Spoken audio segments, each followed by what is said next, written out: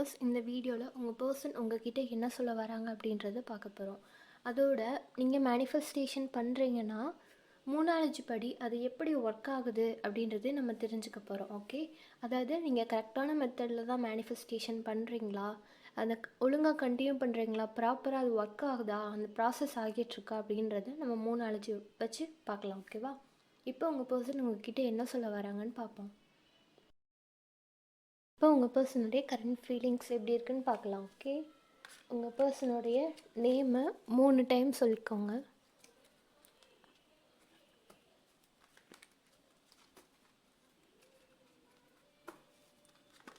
Okay, தென்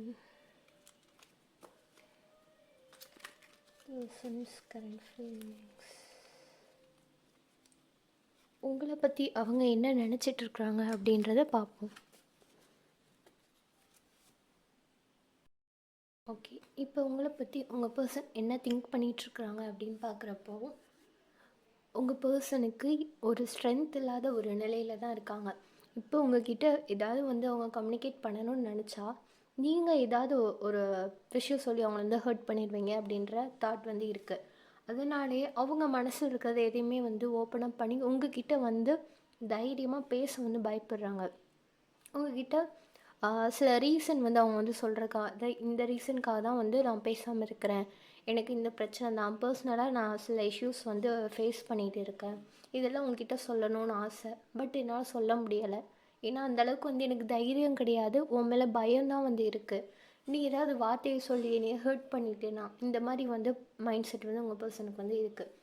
இப்போ நீங்கள் ஒரு ஸ்டாரை தெரியுறீங்க, அதாவது ஒரு முக்கியமான ஒரு பர்சனாக எத்தனையோ விஷயம் வேறு ஏதாவது கான்சன்ட்ரேட் பண்ணிகிட்ருப்பாங்க, வேறு ஏதாவது பண்ணிகிட்ருக்கும் போது உங்களை ஞாபகப்படுத்துகிற மாதிரி சில விஷயங்கள்லாம் அவங்க கண்ணு முன்னாடி யூனிவர்ஸ் காட்டிகிட்டே இருக்கிறாங்க. நீங்கள் தனித்துவமாக தெரியுறீங்க, எங்கே போனாலும் உங்களை ஞாபகப்படுத்துகிற மாதிரி விஷயங்கள். அப்போ உங்கள் பர்சனை ஆட்டோமேட்டிக்காக அட்ராக்ட் பண்ணுற மாதிரி அந்த இடத்துல சில நிகழ்வுகள்லாம் நடக்குது. ஓகேவா? You are the star. நீங்கள் பண்ணுற ட்ரெஸ்ஸிங்ஸு, ஒரு ஹேர் ஸ்டைல், இதெல்லாம் உங்கள் பர்சனுக்கு ரொம்ப பிடிச்சிருக்கும். சில நேரம் அதை ஹைலைட் பண்ணி சொல்லியிருப்பாங்க. ஸோ உங்களுக்கு தான் அது ஃபஸ்ட்டு உங்களுக்கு ஃபர்ஸ்ட் ப்ரியாரிட்டி கொடுப்பாங்க உங்கள் பர்சன்.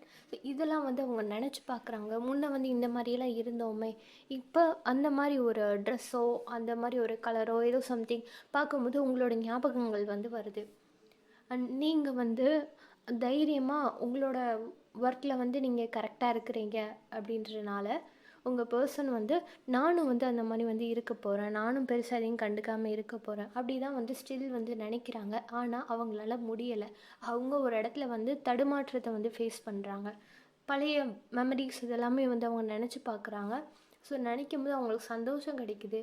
இதே சந்தோஷத்தை திரும்ப நான் கண்டினியூ பண்ணணும், திரும்ப புதுப்பித்து எடுத்துகிட்டு வரணும் அப்படின்னு நினைக்கிறப்ப அந்த இடத்துல பிளாக்கேஜஸ் இருக்குது. இதுக்கு காரணம் அவங்க ஸ்ட்ரென்த் இல்லாமல் இருக்கிறதுனால தான். சிலருக்கு இங்கே உங்கள் பர்சன் மேலே அப்சசிவாக இருப்பீங்க. ஓகேவா? அதிக அளவில் லவ் வச்சுருக்கிறதுனால உங்கள் பர்சன் பண்ணுற அதாவது பேசிட்டு போன விஷயங்கள் உங்களுக்கு பிடிக்காம எந்தளவுக்கு அவங்க மேலே அப்சசிவாக இருந்தீங்களோ அந்தளவுக்கு அவங்க மேலே கோபமும் வந்திருக்கும். நீங்கள் அவங்க எக்ஸ்பெக்ட் பண்ணுற மாதிரி நீங்கள் நிஜமாகவே உங்கள் பர்சன் மனசில் இருக்க எல்லாத்தையும் கொட்டி தீர்த்துடணும், நான் இந்தளவுக்கு நான் உன் மேலே கோவமாக இருக்கேன், அதை காட்டணும் அப்படின்னு சிலர் நினைப்பீங்க. ஓகே, இதே மாதிரி தான் உங்கள் பர்சன் கரெக்டாக அதை யோசித்து வச்சுருக்குறாங்க. இப்போ நான் போனால் எனக்கு சேஃப்டி கிடையாது அப்படின்றத யோசித்து வச்சுருக்குறாங்க. ஒரு சிலருக்கு பார்த்திங்கன்னா இங்கே ஒரு ஃபீமேல் எனர்ஜினால் ப்ராப்ளம் வந்திருக்கலாம். இது உங்கள் சைடு இருந்து இந்த ப்ராப்ளம் வந்திருக்கும். உங்கள் சைடு ஏதாவது ஒரு ஃபீமேல் எனர்ஜி அவங்களால ஏதாவது ப்ராப்ளம் வந்திருக்கும். சின்னதாக ஏதாவது ஒரு இஷ்யூஸ் கிளப்பி விட்டுருப்பாங்க. அது பெருசாக உங்களுக்கு செப்பரேஷன் ஆகிற அளவுக்கு கொண்டு போய் முடிஞ்சிருக்கும். ஓகேவா? இங்கே தேர்ட் பர்சன் இன்வால்மெண்ட் இருக்குது. இங்கே பார்க்கையில் உங்கள் பர்சன் ஒரு லா ஆஃப் அட்ராக்ஷனோ ஒரு மேனிஃபெஸ்டேஷனோ பண்ணிகிட்ருக்குறாங்க. ஏன்னா இப்போ அவங்களோட கைகள் கால்கள் எல்லாம் கட்டப்பட்டிருக்க மாதிரி அவங்க ஃபீல் பண்ணுறாங்க. அவங்களால இப்போ எந்த ஒரு ஸ்டெப்புமே எடுக்க முடியாதான். அதனால தான் அவங்க யூனிவர்ஸ் நம்பி இந்த லா ஆஃப் அட்ராக்ஷனோ மேனிஃபெஸ்டேஷனோ இதை ட்ரை பண்ணுறாங்களாம். ஓகேவா? நீங்கள் மேனிஃபெஸ்ட் ஆகி உங்களை வந்து அவங்க கூட வந்து ரியூனியன் ஆக்கணும் அப்படின்றதுக்காக யூனிவர்ஸ்ட்டை வந்து அவங்க மேனிஃபெஸ்ட் பண்ணுறாங்க. இதனால் உங்களுக்கு அவங்களோட தாட்ஸ் வருதுன்னு அவங்க வந்து திங்க் பண்ணுறாங்களாம். 2 பேருக்கு இடையில ஒரு சோல்மேட் கனெக்ஷன், டிவைன் கனெக்ஷன் வந்து இங்கே வந்து எனக்கு தெரியுது. ஓகே, நீங்கள் என்ன திங்க் பண்ணாலும் அவங்களுக்கு வந்து அது தெரியும், அவங்க என்ன திங்க் பண்ணாலும் உங்களுக்கு வந்து தெரியும். இது வந்து டெலிபதி கிடையாது, இது ஒரு ட்வின் ஃப்ளேம் எனர்ஜி மாதிரி எனக்கு தெரியுது. ஓகேவா? நீங்கள் இப்போ என்ன எனர்ஜியில் இருக்கிறீங்கன்றது உங்கள் பர்சனுக்கு வந்து தெரியுது. அதாவது நீங்கள் வந்து இப்போ என்ன எனர்ஜியில் இருக்கிறீங்க, பாசிட்டிவாக இருக்கீங்களா, நெகட்டிவாக இருக்கீங்களா, அது எல்லாமே வந்து உங்கள் பர்சன் எப்படி திங்க் பண்ணுறாங்க, எப்படி கண்டுபிடிக்கிறாங்க அப்படின்னா, அவங்க மேனிஃபெஸ்டேஷன் லா ஆஃப் அட்ராக்ஷன் பண்ணுறதுனால. ஸோ நீ வந்து என்னை வந்து நினச்சிட்ருப்பேன்னு எனக்கு தெரியும், அந்த மாதிரி உங்கள் பர்சன் வந்து திங்க் பண்ணுறாங்க. ஆனால் உண்மையாகவே இங்கே அதே மாதிரி தான், அவங்க நினச்ச மாதிரி தான் நீங்கள் வந்து இப்போ ஃபீல் ஆகிட்டுருக்கிறீங்க. ஓகே, இடையில நீங்கள் உங்களோட ஒர்க்கை வந்து பண்ணிகிட்ருப்பீங்க. ஸோ நீங்கள் உங்களை செல்ஃப் கேர் வந்து பண்ணிகிட்ருப்பீங்க. பெருசாக உங்கள் பர்சனை வந்து யோசிச்சிருக்க மாட்டீங்க. உங்கள் பர்சன் பெருசாக முக்கியமாக தெரிஞ்சிருக்க மாட்டாங்க இடையில. ஆனால் இப்போ வந்து ஒரு அடிக்ஷனாக இருக்கிற மாதிரி ஃபீல் பண்ணுறீங்க. இப்போ அவங்களோட தாட்ஸ் வந்து அதிகமாக வருது. அதுக்கு காரணம் அவங்க பண்ணுற லா ஆஃப் அட்ராக்ஷனும் மேனிஃபெஸ்டேஷனும் தான். ஓகே, இங்கே ஒரு முக்கியமான விஷயம் என்ன அப்படின்னா, நீங்களும் மேனிஃபெஸ்டேஷன் பண்ணுறீங்க, உங்கள் பர்சனும் பண்ணுறாங்க. அப்படின்றப்போ சீக்கிரமாக வந்து 2 பேரும் ரியூனியன் ஆகிறதுக்கான வாய்ப்புகள் வந்து ரொம்பவே அதிகமாக இருக்குது. தென் 3 படி உங்களோட மேனிஃபெஸ்டேஷன் எந்த அளவுக்கு வந்து ஒர்க் ஆகிட்டுருக்கு, நீங்கள் இன்னும் என்ன செய்யணும் அப்படின்றத பார்க்கலாம். ஓகே, நீங்கள் பார்க்கும்போது உங்கள் மேனிஃபெஸ்டேஷனுக்கு யூனிவர்ஸ் வந்து 3 பதில் வந்து சொல்கிறாங்க. ஓகே, நீங்கள் என்ன பண்ணணும் அப்படின்றத வந்து 2, 3 பாயிண்ட் வந்து சொல்கிறாங்க. நீங்கள் என்ன பண்ணணும்னு தான் வந்து சொல்கிறாங்க. அதாவது நீங்கள் உங்கள் மேனிஃபெஸ்டேஷன் வந்து அந்த அளவுக்கு வந்து ப்ராப்பராக வந்து கொண்டு போகலை அப்படின்றது இந்த கார்ட்ஸ் மூலமாக வந்து தெரியுது. இது வந்து ஒரு சிலருக்கு தான். ஓகேவா? நீங்கள் போட்டு ரொம்பவே கன்ஃபியூஸ் பண்ணிக்க வேணாம். ஸோ இப்போ என்ன சொல்கிறாங்க அப்படின்னா, don't let your past hold your back. நீங்கள் பாஸ்ட்டு நினச்சி ரொம்பவே வந்து திங்க் பண்ணுறீங்க. இப்போ மேனிஃபெஸ்ட் பண்ணும்போது நமக்கு தேவையானது வந்து எனக்கு முழுசாக வந்து கிடச்சிருச்சு, எனக்கு இது கிடச்சிரும், இதை வந்து நான் மேனிஃபெஸ்டேஷன் மேலே நான் நம்பிக்கை வச்சுருக்கேன், யூனிவர்ஸ் மேலே நம்பிக்கை வச்சுருக்கேன், அப்படி நீங்கள் திங்க் பண்ணிங்கன்னா உங்களுக்கு வந்து சீக்கிரமாகவே வந்து கிடச்சிரும். ஆனால் நீங்கள் தினமும் உங்களோட மேனிஃபெஸ்டேஷன் பண்ணும்போது என்ன பண்ணுறீங்க அப்படின்னா, ஒரு செல்ஃப் டவுட் பண்ணுறீங்க. இது கிடச்சிருமா, இது இந்த டைம்குள்ளே நடந்துருமா, இது நம்ம சொன்னபடியே நடந்துருமா, இல்லை அதுக்கு ஆப்போசிட்டே ஏதாவது ரியாக்ஷன் ஆயிருமா, அந்த மாதிரி வந்து பயப்படுறீங்க. ப்ராப்பராக நம்ம மைண்ட் செட் பண்ணிவிட்டு அதுக்கப்புறமா தான் வந்து நம்ம மேனிஃபெஸ்டேஷன் வந்து ஸ்டார்ட் பண்ணணும். ஏன்னா நம்ம யூனிவர்ஸ் கிட்ட பேசுகிற அந்த டைம் வந்து போட்டு குழப்பிட்டு இருக்கக்கூடாது. ஒரு ஸ்மால் சிம்பிள் ஸ்டேட்மெண்ட்டை வச்சு தான் நம்ம வந்து மேனிஃபெஸ்ட் பண்ணணும். நீங்கள் அந்த இடத்துல வந்து தடுமாறுறீங்க. ஒரு சிலர் என்ன பண்ணுறீங்க அப்படின்னா, மேனிஃபெஸ்ட் பண்ணும் போதே வந்து அது நெகட்டிவாக அந்த மாதிரி நடந்துருச்சுன்னா என்ன பண்ணுறது, அந்த மாதிரி வந்து திங்க் பண்ணுறீங்க. அது வந்து செய்யக்கூடாது. நீங்கள் மேனிஃபெஸ்டேஷன் பண்ணுறப்போ இந்த பர்சனுக்காக நம்ம இவ்வளோ செய்கிறோம், ஆனால் நம்மளை வந்து ரொம்ப ஹர்ட் பண்ணியிருக்கிறாங்களே, இவங்களுக்கு இதை செய்யலாமா, ஆனால் எனக்கு வேணும் அதனால் நான் செய்கிறேன், ஆனால் என்னை இந்தளவுக்கு வந்து ஹர்ட் பண்ணியிருக்கிறாங்களே, அந்த மாதிரி வந்து திங்க் பண்ணுறீங்க இல்லையா? ஸோ உங்களுக்கெலாம் வந்து யூனிவர்ஸ் சொல்கிற மெசேஜ் வந்து என்னென்னா, பாஸ்ட்டை வந்து நீங்கள் திரும்பி பார்க்கக்கூடாது.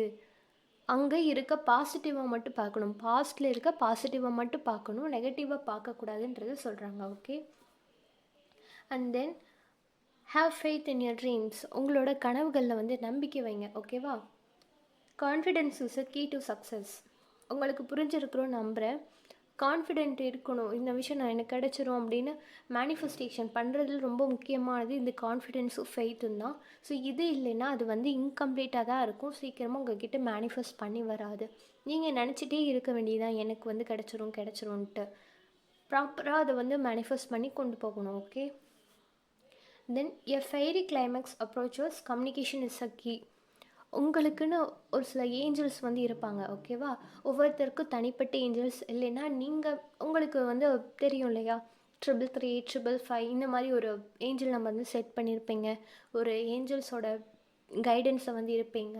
ஸோ உங்களுக்கெல்லாம் வந்து என்ன சொல்கிறாங்க அப்படின்னா, உங்கள் ஏஞ்சல்ஸோட வந்து நீங்கள் பேசணும், கம்யூனிகேட் பண்ணணும். நீங்கள் கம்யூனிகேட் பண்ணுறப்ப அந்த ஏஞ்சல்ஸும் சரி, இந்த யூனிவர்ஸும் சரி, உங்களுக்கு நிறைய விஷயங்கள் வந்து காமிச்சு கொடுப்பாங்க. உங்கள் கண்ணுக்கு தெரியாத நிறைய விஷயங்கள் வந்து அவங்க உங்ககிட்ட வந்து காமிச்சு கொடுப்பாங்க. அவங்கக்கிட்ட நீங்கள் கம்யூனிகேட் பண்ணணும். லைக் இப்போ அவங்க பர்சனை பார்த்து ரொம்ப நாள் ஆச்சு அப்படின்னா, அவங்கள அட்லீஸ்ட் தூரமாக இருந்தாவது நான் வந்து பார்க்கணும், இல்லை பக்கத்துலையாவது பார்க்கணும். இந்த மாதிரி சின்ன ஸ்டேட்மெண்ட்டு வந்து வைங்க. உங்கள் ஏஞ்சலோட நீங்கள் கம்யூனிகேட் பண்ணுங்கள். எனக்கு இதை வந்து நடத்தி கொடுங்க ஏஞ்சல் அப்படின்னா. ஸோ இதை வந்து அவங்க ரொம்பவே ஃபாஸ்ட்டாக வந்து அவங்களுக்கு செஞ்சு கொடுப்பாங்க. அதே மாதிரி எனக்கு ஒரு சின்ன கம்யூனிகேஷனாவது கிடைக்கணும். அட்லீஸ்ட் எப்படி இருக்கா அந்த மெசேஜாவது வந்து அவங்க என்கிட்ட கேட்கணும். அந்த மாதிரி வந்து நீங்கள் கம்யூனிகேட் பண்ணலாம். ஸ்ட்ராங்காக வந்து ஒரு ஃப்ரெண்ட்லி கான்வர்சேஷன் வந்து வச்சுக்கோங்க. ஓகேவா? இது வந்து உங்கள் மனசில் வந்து உங்கள் ரிலேஷன்ஷிப் பற்றின அந்த நெகட்டிவிட்டியை வந்து ரிமூவ் பண்ணும். ஓகேவா? அவங்கக்கிட்ட நீங்கள் தெளிவான ஒரு கான்வர்சேஷனை வந்து வைக்கணும். இன்னும் உங்கள் பர்சன் உங்ககிட்ட என்ன சொல்ல வராங்க அப்படின்னா, எனக்கு இன்னொரு வாய்ப்பு கிடைச்சா நான் வந்து அந்த எமோஷன்ஸை வந்து உங்ககிட்ட நல்லபடியாக எக்ஸ்ப்ரெஸ் பண்ணுவேன். ஏன்னா இந்த டைம் நான் தவற விட்டுட்டேன். நெக்ஸ்ட் டைம் எனக்கு ஒரு சான்ஸ் கிடச்சிச்சு அப்படின்னா கண்டிப்பாக அதை வந்து நான் நல்ல முறையில் எடுத்துகிட்டு போவேன் அப்படின்றது வந்து சொல்கிறாங்க. அதே மாதிரி அவங்களோட தவறுகள் எல்லாம் வந்து உங்கள் பர்சன் திருத்திக்கணும் அப்படின்னு நினைக்கிறாங்க. இந்த இடத்துல நீங்கள் உங்கள் பர்சன் மேலே நிறையா கோபமாக வந்து இருந்திருப்பீங்க. அது வந்து அவங்களுக்கு ஃபீல் ஆகுது. உங்களை வந்து எந்த அளவுக்கு வந்து கோவப்படுத்தியிருக்குன்றது உங்கள் பர்சனுக்கு வந்து புரியுது. அதனால் இந்த தப்பெல்லாம் வந்து சரி பண்ணி இன்னொரு சான்ஸ் கிடச்சா அதில் நான் நல்லபடியாக எடுத்துகிட்டு போவான் அப்படின்றது உங்கள் பர்சன் வந்து சொல்கிறாங்க. இதில் சிலருக்கு வந்து ஏமாற்றிட்டு வந்து போயிருக்கலாம். அதாவது டிஸ்ஹானஸ்ட்டாக வந்து இருப்பாங்க. உங்களை விட்டுட்டு வந்து போயிருப்பாங்க.